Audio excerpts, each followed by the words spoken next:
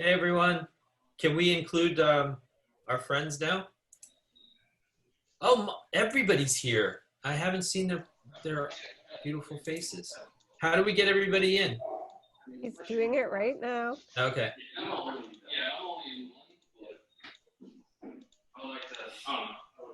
We should take this show on the road.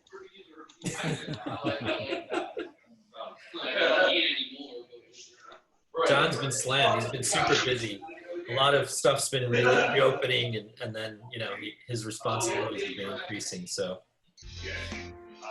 hey Mike, Hey Sanjay, how are you?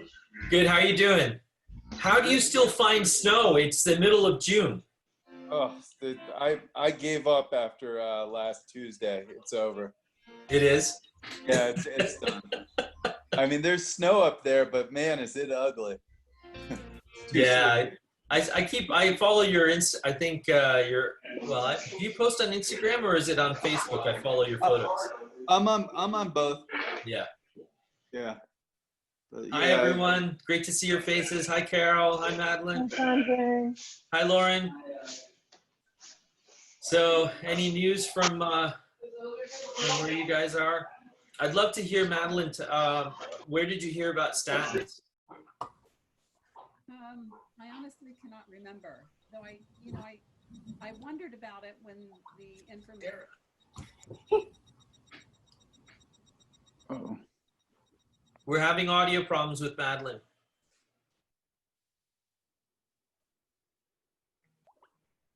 No. It was okay for a second. It was just low. Okay. Can you hear now? Yeah. Okay. I wondered about the use of statins when the information came out that the virus was causing vascular problems. Yeah. Because statins do decrease vascular and. Yeah, and also they have a mild anti-inflammatory effect as well. So yeah, but I haven't. I'll look into it. I'll look into it and find out for you for next week. It was just the Vascular Biology Working Group has a weekly webinar now, and so does as you know, Dr. Racimus. Mike, did you catch JJ when he joined us? Yeah, last week. That was great. Cool. So he's boarded in toxicology. His American College of Toxicology has a weekly webinar. They're awesome. They're fantastic. In 2 hours, I learned so much.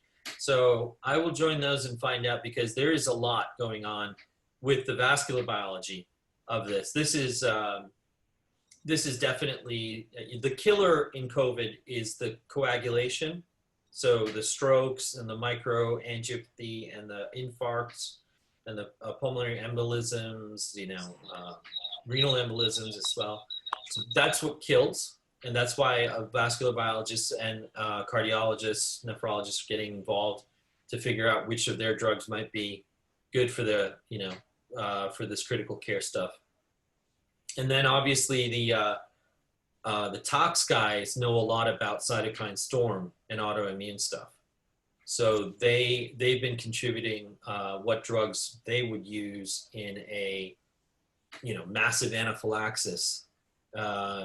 And because this is what it is. You either die from something vascular, clotting, or you die from the cytokine storm. The virus itself just causes some pneumonia, right? Which we can, as an ICU nurse, you can deal with pneumonia all the time, but it's the other stuff that COVID causes that's killing people, especially in the elderly.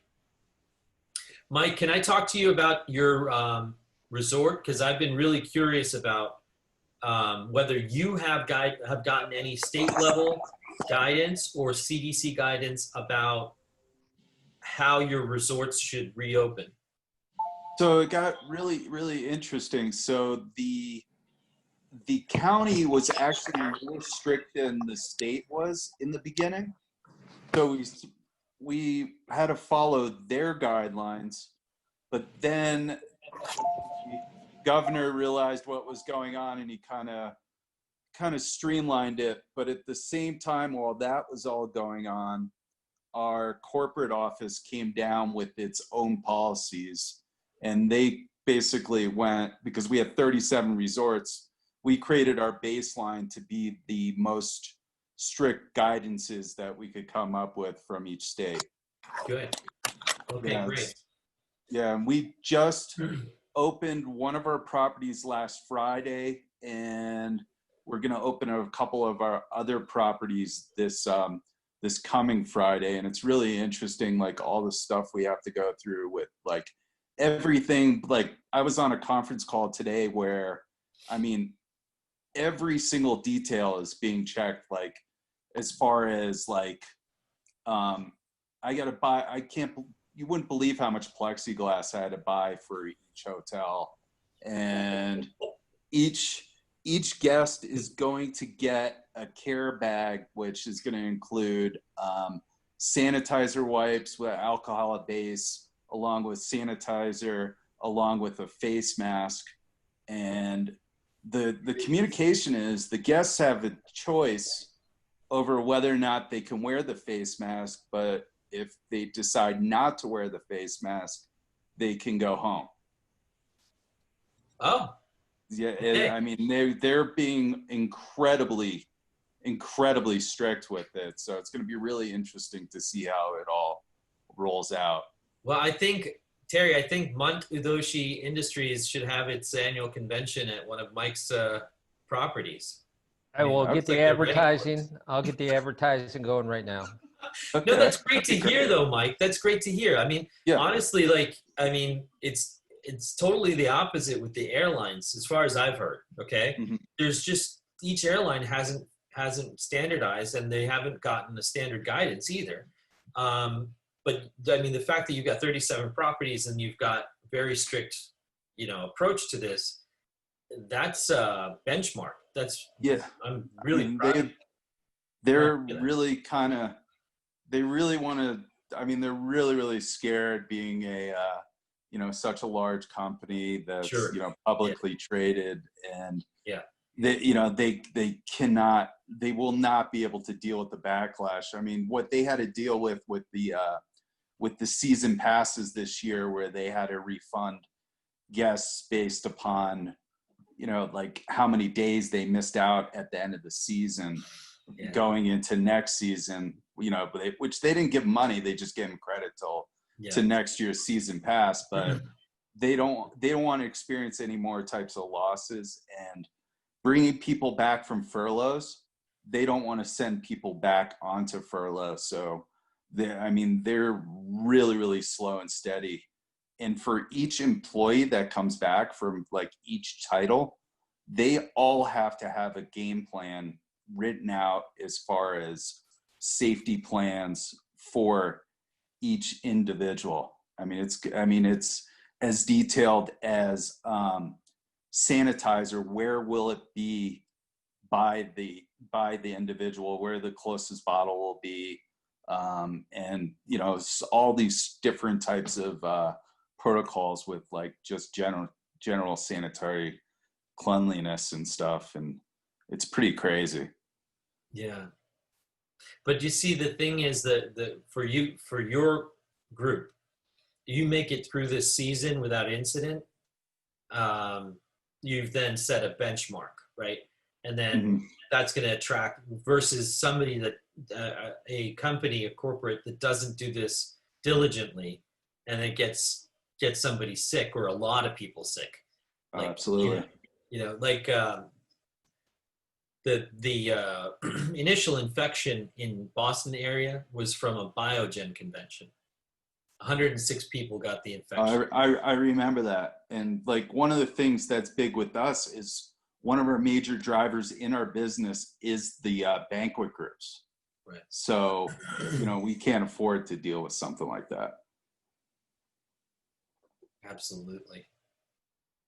So I'm glad you shared that with us. That's important, because I'm now like trying to focus on, like I said, with school. So I'm on this committee, and what are the recommendations are so horrible out of the CDC. Like if you look at the school recommendations, you can't, a third grader is just not going to be, you know, you're not going to be able to do that. Okay. So what are the rational things you need to do? Like, I mean, being strict as a hotel group, outstanding, because you want that sector to come back and you want everybody to be safe. There's no doubt about it. And then I fear that airlines are not being strict enough. They're not standardizing, so that if I get off a Southwest flight and then get on a United flight, I guarantee you right now, they're not doing the same things. Absolutely. So then my travel is then in jeopardy, right? Because if I transit through Chicago and one leg is one airline, one leg is another airline, and they're using two different standards, that sucks. That sucks for me. That sucks for all of the United States right now. We can't have that. Tourism, hotels, business, travel, and then workplace, and then obviously schools. So that's what the focus is on right now, I think. Like, you guys are going to start to see demand. I think there's a lot of pent up demand. I think people would just want to get the hell out of their houses, you know? And we're really kind of confused on what the guests are going to look like as far as where they're coming from. During the summer, a lot of times we see the business, even though we're just 20 miles away from Salt Lake City, we see people just trying to get out of Salt Lake City during the summer because it's so hot there, and they'll come up to here. But, you know, we're still wondering if people are going to, you know, even get into an airplane to come out here during the summer or not. yeah. Now, get into an airplane from where? From anywhere, from like the East Coast or whatever, Okay. or, you know, Yeah. I don't know. I mean, a lot of people come out from LA too. But yeah, that should be interesting. I was going to ask you about, like, with the schools, you said they have a pretty bad plan. I was just talking with one of my employees who has a son who's 13 years old, and they were saying that based upon what they're going to do now, they're only talking about bringing the kid in 2 days a week and doing the rest over like Zoom or like something over the internet. Okay. Yeah, I mean, I don't know how these other schools are doing it. Our school is a grade school, so my boys are 10 and 12, and they'll be going to 5th and 7th grade, and their class size is small. But for public schools that have a class size of 30 plus in general, the CDC recommending 6-foot distancing of desks, mask usage throughout the day, staggering of these students so that half of the class would come in during half the day and the other half would come in. So doubling the length of the school day. It's just, and then in nowhere in that strategy is testing. So what do you want them to do? You want them to live and go to school like that for an entire school year without like creating, you know, a standard of safety that begins with testing? Like that's a real problem. You know, that's real. And so the thing that I showed about the Israeli invention, the breathalyzer for COVID, we have to have that, okay? We have to have a rapid 20-second test. I don't want to delve into now. I don't right now in the post show. I don't want to delve into why, but can you understand the power of that? If everyone that checks into your property gets a breathalyzer, do you know the level of like Zen and, you know, the whole staff and everybody else in the hotel has, right? So what I'm thinking is, when this is all over, we got to come up with a business model to come up with what to do with all this plexiglass that's going to be left over. Terry will come up with something. Don't worry about it. Terry's on it. He's I Chief Innovation Officer. For our place, I had to make 40 sneeze shields out of Really? polycarbonate. Yeah, for our store locations, which are way different than where I work. And so they have this, and of course, no one would think that the coronavirus could actually get over the sneeze shield because evidently, Pole vaulter. yeah, the coronavirus can't go above 6 foot. But if you feel safer behind that piece of plastic, that's great. But I'm putting them on, and I'm like, I wouldn't sit there. Guys, Weiss Markets, our local grocery store. So the what's it called? The conveyor, right? So they have plexiglass at this end of the conveyor between between you. Now, wait, mind you, the person checking you out stands here. So the plexiglass is at the end of the conveyor. So when you're loading your groceries off the conveyor, the whole thing is, this is what I'm talking about. Like just the basics of contagion and contamination and, just the basics, man. The basics. I asked our facilities guy because we got a request to put polycarbonate extension on the top of cubicles. And he said the height that they wanted to be was 6'6". And to me, the idea is like, well, you have the ability in your filtration, you can change over the atmosphere inside this public building. I said, why don't you set it to change over the atmosphere more? Right. So that you have, I know with air conditioning systems in these big buildings, they have a rated turnover of the atmosphere 2-3 times an hour. Well, jack that up to 10 times an hour. Yeah. And UV, and so we're going to get a UV system for the school. Yeah. So that it's a 15-minute UV lamp that goes, like, it spins, right? And then at night, you decontaminated the room.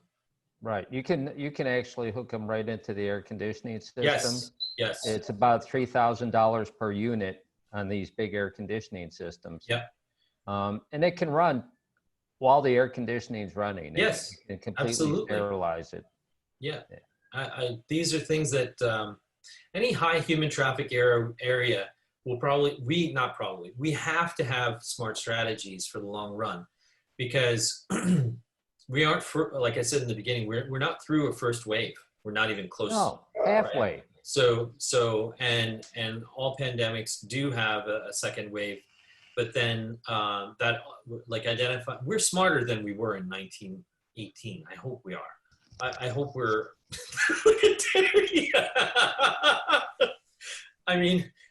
Technologically, I hope that we are. Hey, I want to remind you that Dr. Fauci said in February we don't have to wear masks. So that means no matter what he says now, we don't have to wear masks. Even if he says now we got to wear masks, we don't have to wear masks. How do you tolerate this guy, Leslie? How do you live with him? He's my business partner. I can only deal with him once a week. I just wanted to announce that someone's picking me up big time. How about Carol? How are things with you? Hey, let me unmute. Here in the Bay Area, Yeah. in my neighborhood, everybody seems to be pretty compliant, but other places, people are starting to go out and about, and it's making me a little bit nervous. We're not out and about. We did have our first outing in months. We went to Costco for senior hours. Everybody was masked. There was hardly anybody there. The comment about plexiglass, absolutely true. And they moved a lot of the stuff so that you could actually be going 2 ways on an aisle and be at least 10 feet from the other person. Yeah.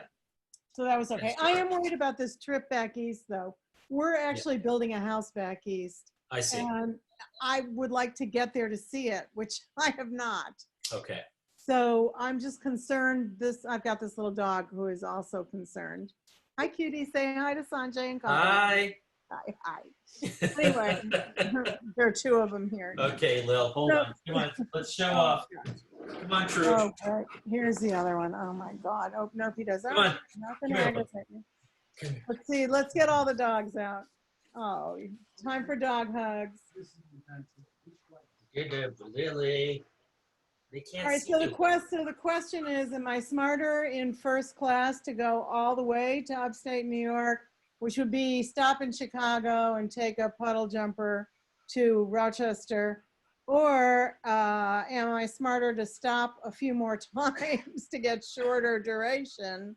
Or do I really have to drive and stay in 4 hotels and do the whole Yeah, thing? no, yeah. I would fly. You'll be okay flying, but again, try to take as little time in the air as possible is the equation, right? So, a direct flight to the closest place from which you can get in a car. You know what I mean? Yeah, so That's that's a the good answer. 5 hours. That's a good, Rochester? yeah, well, it's 5 hours to Chicago, if not more. And then from Chicago, it's like an hour plus. Oh, right, the flight time. Got it. Yeah, just do that. You'll be okay. You think? It didn't Yeah, I sound think so so. in your earlier part of your. No, I really, like I told you, just wear the map, the Yeah. N95. That's going to be critical for you. Yeah. Okay, well, I mean, hopefully, these airlines, they're very unreliable. Even though they say they mandate masks, only Southwest really, and I think JetBlue really mandates. The others, basically, they're going to ask nicely, and if you don't, they can't do anything till after the flight. Yeah. Now, I have a question. yes, Lauren. My son lives in San Jose, Oh, Yeah. hi, son. Say hi to him. and he's flying back to Chicago this summer, and My it's scaring me to death. I'm Okay. not sure which one. And so it was good to hear you talk about that today. Sure. Yeah. Terry, did you see Sarah's in Chicago? Yeah. Hi, Sarah. Can you tell us hi, great to meet you. And can you tell us a little bit about what it's like? Big city. What it's like for you? What life is like there? Yeah. Here it's very kind of divided on who wears masks and who doesn't. In the city too, huh? Yeah. Well, I'm in an area that's kind of mixed, and so you have people who are clearly, clearly more left-leaning and mask-wearing and very diligent about it, and then you have people who are very vocal about, not only are they not wearing masks, but they are vocal about you're wearing masks. Yeah. Seems crazy. It's do what you want to do, but I'm not hurting you by wearing it, and you could possibly be hurting other people by not wearing it. So, and things are starting to open up a little bit here. So we're getting, outside dining, people lining up. I saw like a good 50 people lined up to get into, I don't know if it was Marshall's or something else in the shopping center that was Yes. opening up 6 Sure. feet apart, like around Right. the building. Yeah. And I'm like, nothing's that important. But for me personally, I've been working from home. I've been working from home since the beginning of March. Okay. I work in mortgages, and we're able to do a lot of stuff online. Yeah. And they've been kind of moving their, like our third party stuff. So things like appraisals and things like that, finding ways around having to interact with people directly, closings, doing things where people are signing most of the stuff remotely and then sliding stuff under doors to get signatures and then sliding it back Yeah. out. So for us, it's been a lot of isolation and kind of keeping out of each other's spaces. But there's lots of people who can't do that, and we notice that with the people who are applying for mortgages and how they're being affected by lower hours, being furloughed, and all of that stuff. So yeah, absolutely. I'm surprised about that. that, I mean, obviously we this is post show and we can open up, but the masks are not political. They can't be. I mean, the son of a bitch is selling Trump 2020 masks at this point. You know, he's going to have a rally. Where do I buy one of those? I mean, come on. After I use the bathroom, I need something to clean the sink. I figured that would be a good. It's also areas too. I mean, I have coworkers that I fortunately don't need to interact with anybody, but we did have a charity function that an occasion where we needed to go to an organization. We were all standing 6 feet apart. We all wore masks, but I was aware that a couple of the people present, like, they go to their, family's house and then the neighbor's pool. And every day they have different neighbors coming and different friends coming from different areas. And there's this kind of very loose attitude with that. And it's like, I know what I'm doing and I know how limited my contact is. And I'm aware of how not limited your contact is. And I don't really want to be in a position to have to interact with you if I don't have to. Yeah. I think in our neighborhood, I'm seeing a lot of people just quickly open up while we were in lockdown, everybody's pretty responsible, very responsible, I should say. But then now things are opening, and there's just a buzz of activity, lots of people in and out, and we were at 0 new cases last week when we did the show for the first time. And now steadily we've gone from 3, 5, 7. I mean, those are tiny numbers, but they're indicative of how small our population is here anyway. Hey, dude. Close the door next time. The dogs. Come and say hi. This is my eldest. How old? Back from trying to fight a zombie horde of dogs. This is a show. This is our usual group of attendees for the town hall. Hi. So, all right. See ya. Bye. So, so even any uptick is always making me a little bit nervous. And I'd rather be at 0 for 5, 7, 9, 11 days. And you know what I mean? Like at this point, 4.5 odd months into this, like 90% of our counties should be at that. We should be at that, hovering near 0. But we're not. We're at 20,000 new cases nationally a day. 2,000 a day in Texas. Yeah. It's no national strategy. He's an ass. He's just a total ass. Yeah, it really comes down to that. If the CDC is offering this kind of idiotic guidance to mothers in central Pennsylvania, we're lost. We're lost. Is this where I rant? Yeah, go ahead. Go for it. Okay. So the attack on expertise comes from the top. Yeah. They want you to believe the popular opinion. And right now that's being fueled by the dollar. So you're not going to see the task force on TV. They don't want you thinking about COVID. They don't want you getting tested for COVID. Someone tries to explain an uptick in their state, and realistically, it isn't like they're testing more. There's more sick people. Who's stupid enough to believe, oh, we're doing 5,000 more tests a week, so we're finding all these people? That's bullshit. Yeah. Well, 5,000 more people who aren't feeling well are coming forward. Right. You have to look at it that way too. It's an attack on expertise. They don't want people listening to doctors. They don't want people listening to statisticians. They want you to, watch OAN, and that's going to be the goddamn answer. I had this argument at work, and I said, look, it's a new virus, okay? As time goes by, information changes. Why aren't you keeping up with the information? Why are you still listening to what was said in February? I said, that's not how fucking medicine works. Right, it doesn't work like that. Exactly. So, and this is an actual conversation. I said, so why are you not listening to what was said last week? Not last March. Yeah, exactly.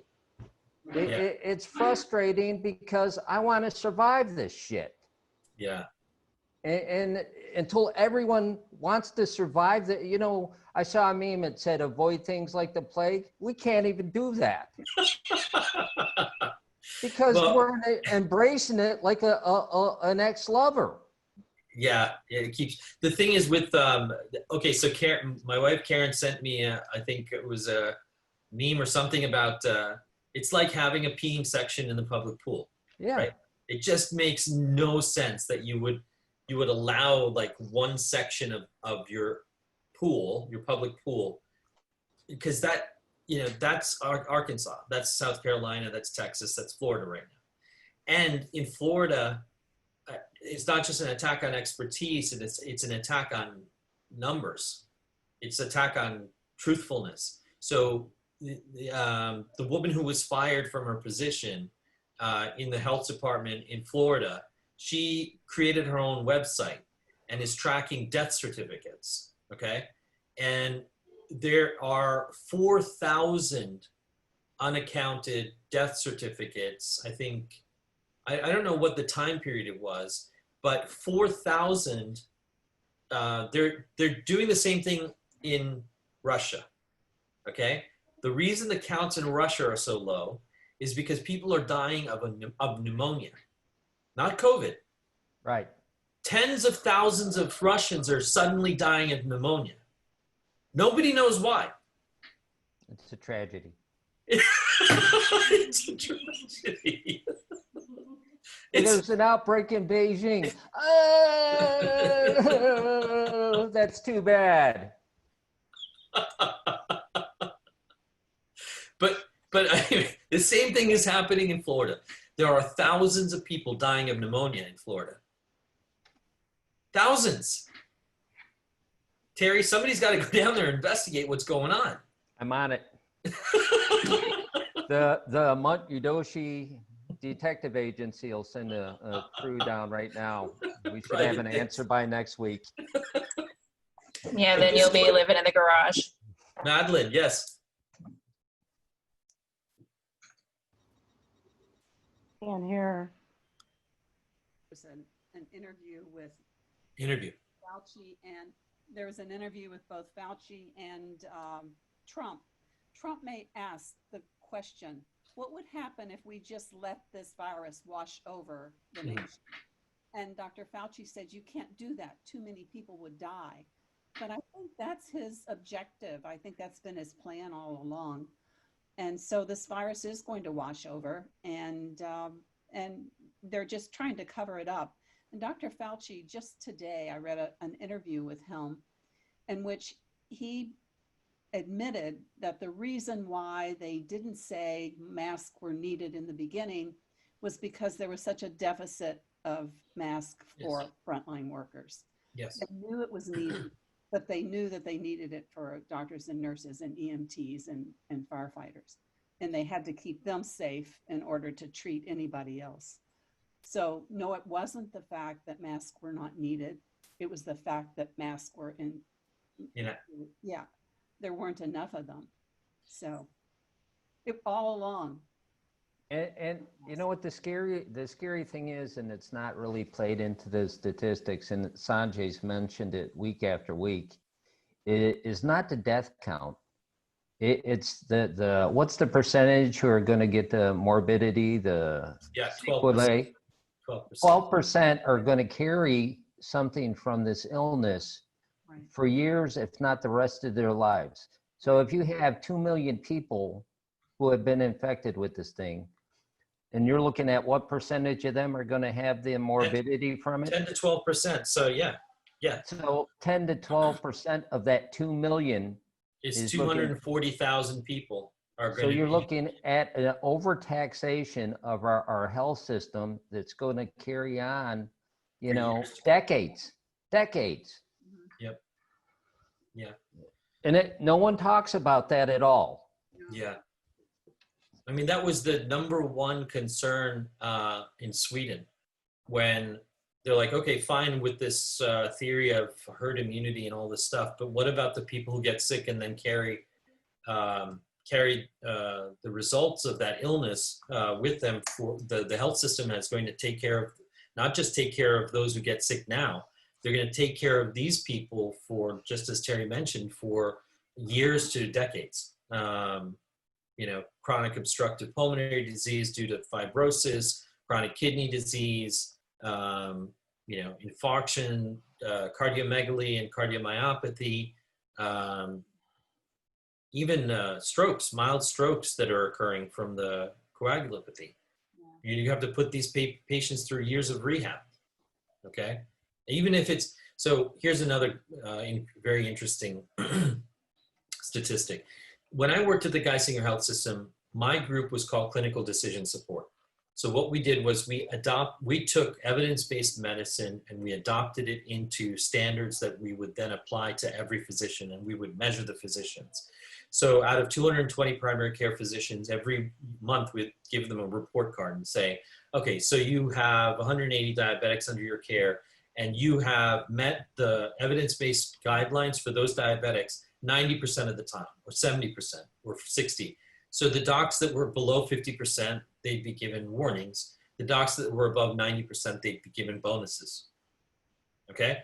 Why? Because the more diabetics that you keep under control, the less cost it is to, now Geisinger is both a vertically integrated healthcare system and a health plan.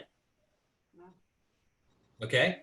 So the more diabetics you keep from requiring, you know, adjustment to their, they keep them out of retinopathy or losing sight or poor vision, the less foot infections and amputations, the less, whatever, all the sequelae of diabetes. I'm using diabetes as a surrogate for talking about COVID now, okay? You can live with diabetes healthy, right? Especially type 1. You can play soccer, and, you know, we had a classmate, Mike and I know from high school, that was type 1 diabetic, and back then that was, you know, dealing with insulin and all this stuff. Soccer player, healthy, lifelong healthy, wonderful, no problems, okay? Or you can get type 2 diabetes and lose your eyesight and lose your leg, right? It all depends on how you take care of yourself. So the objective for these doctors was keep all your diabetics healthy. Keep all your chronic kidney disease stage 1s out of falling into chronic kidney stage 2, okay? The more patients you do well with will bonus you, okay? That's how we used to weed out the bad primary care docs. Months of being below 50% on some of their scorecards, it was like, see you later. Go work in Texas. So,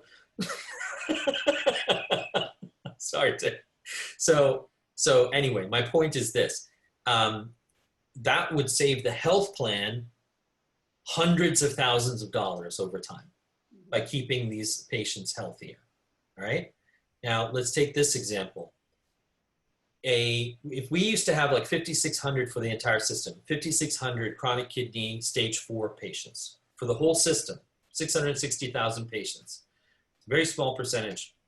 Taking care of them and making sure that we did their routine GFR and other blood work and taking care of them cost less than $140,000 a year in testing and visits. All 5,600 of them, okay? When they fell into ESRD, end-stage renal disease, okay, and needed to go towards dialysis, we used to have about 300 of them a year fall off of the CKD4 and into ESRD every year. Those 300 cost the health plan $9 million a year. Wait, tell me that again. Wait, 300, 9 million. And then what was the other number when? 5,600 patients cost 142,000 worth of services. Oh my God. So the difference between, can you just think of that? So let's use that as COVID. 5,600 people prevented from getting COVID.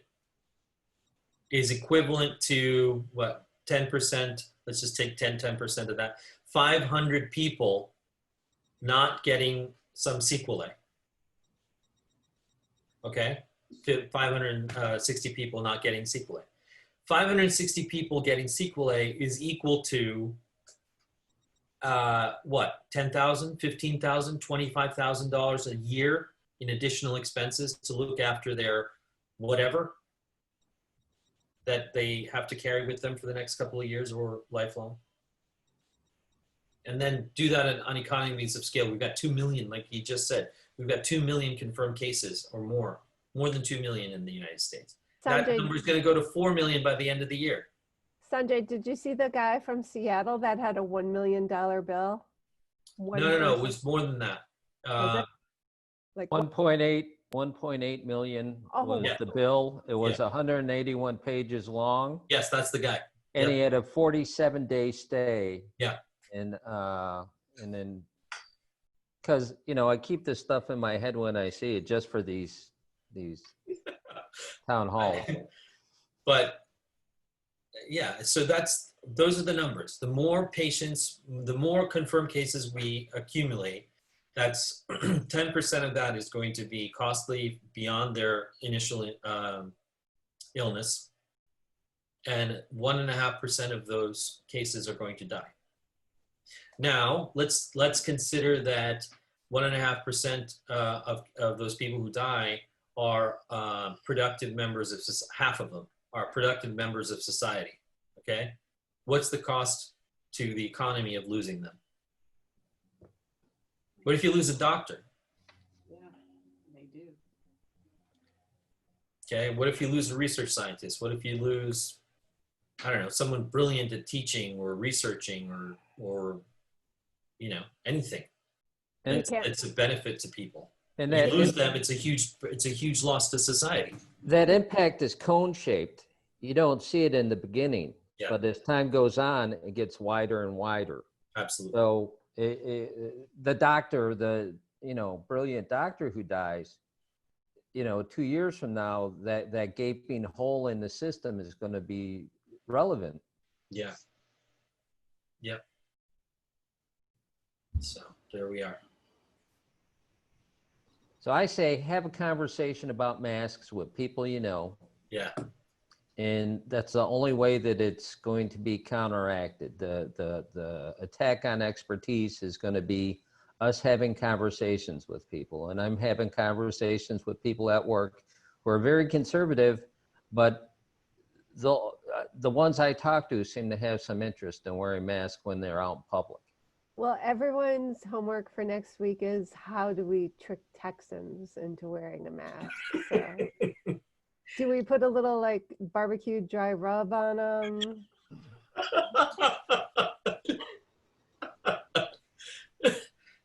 Stick vouchers for free ammo. Yeah. I want some creative ideas next Okay. week. So I want you to all, and then we'll have an update of poor Charlie in the garage.